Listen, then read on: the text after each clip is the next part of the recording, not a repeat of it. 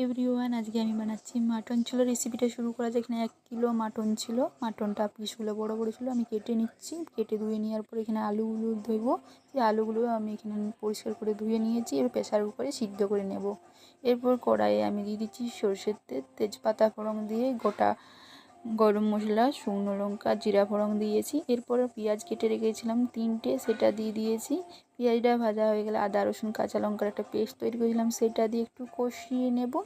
এরপর একটা বাটিতে আমি হলুদ গুঁড়ো, লঙ্কা গুঁড়ো, জিরা গুঁড়ো, ধনে গুঁড়ো গুলে রেখেছিলাম, সেটা দিয়ে ভালো করে কষিয়ে নেব।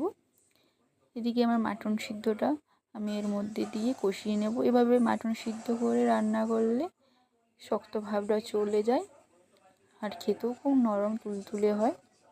তাই আমি আগে এভাবে সিদ্ধ করে নিই। এরপর একটা টমেটো কেটে রেখেছিলাম, সেই টমেটোটা দিয়ে আরও আমি 5 মিনিট কষিয়ে নেব।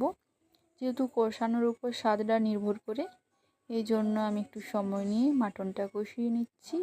যারা আমার ইউটিউব থেকে দেখছো তারা আমার ইউটিউব চ্যানেলটা সাবস্ক্রাইব করে নেবে, এবং যারা আমার ফেসবুক পেজ থেকে দেখছো তারা ফেসবুক পেজটা ফলো করে নেবে। ভিডিও ভালো লাগলে লাইক কমেন্ট শেয়ার করতে একদমই ভুলবেন না।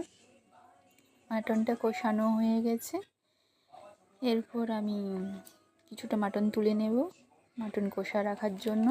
বাকিটা আমি ঝোল করব। মাটনের ঝোল ছাড়া মাটন একদমই ভালো লাগে না, এই জন্য আমি ঝোলের জন্য জল দিয়ে দিয়েছি। এরপর আমি ঝোলটা ফুটে আসলে গরম মশলা আর কাঁচা লঙ্কা দিয়ে নামিয়ে নেবো। ব্যাস, ভাতের সাথে গরম গরম মাটন ঝোল আর মাটন পুরো জমে যায়। ভিডিও ভালো লাগলে লাইক কমেন্ট শেয়ার।